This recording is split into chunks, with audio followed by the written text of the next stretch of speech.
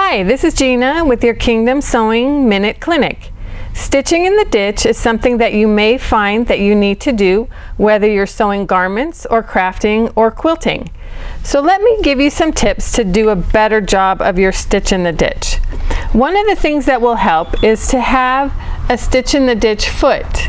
You'll notice that this foot has a guide in the middle, a blade, that we're going to butt our fabric up against as we sew. So let me put that on the machine.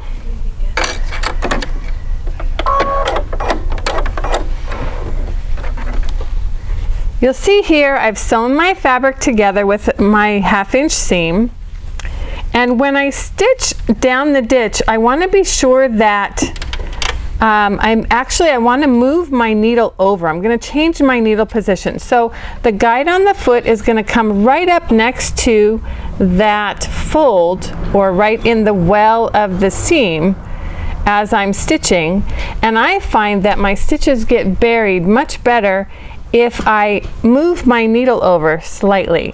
So Tim, are we focused on the needle? Well, okay, I was going to, we were touching it, so go back to needle. So this is my center needle position. I'm going to just move my needle over one spot there, and that's going to help to bury the stitches so that they aren't seen as I sew. Let me show you what that looks like. So you'll notice that I'm going to pay attention right here so that I'm keeping my fabric right up against the blade. The seam allowance on my seam is going to the left, so I've moved my needle position over one to the left. Let's see what that looks like. So there you can see, if I really stretch this out, you'll see the stitches there. But when we press this, if I were using a matching thread, that's pretty near invisible. So that's sewing in regular sewing mode with my ditch stitching. This would be something like if I were putting on a waistband or a cuff on a blouse or something like that.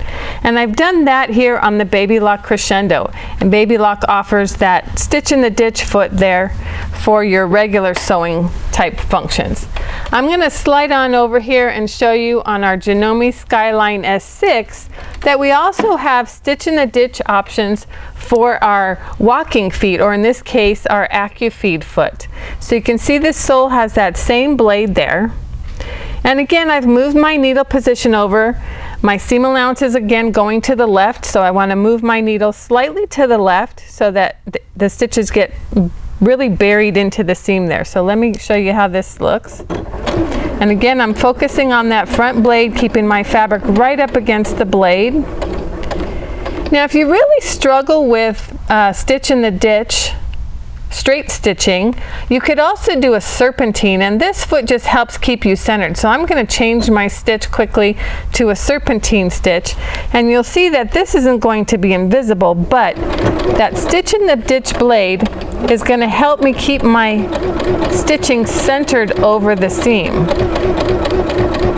So my needle's going back and forth doing a nice serpentine across, oops, I wasn't paying attention there, across my seam. Let's take a look. So you'll see here we had our straight stitching, and then here we've got our serpentine. So that guide on the foot can be really helpful when you're doing stitch in the ditch. And remember to change your needle position. And that's your Kingdom Sewing Minute Clinic.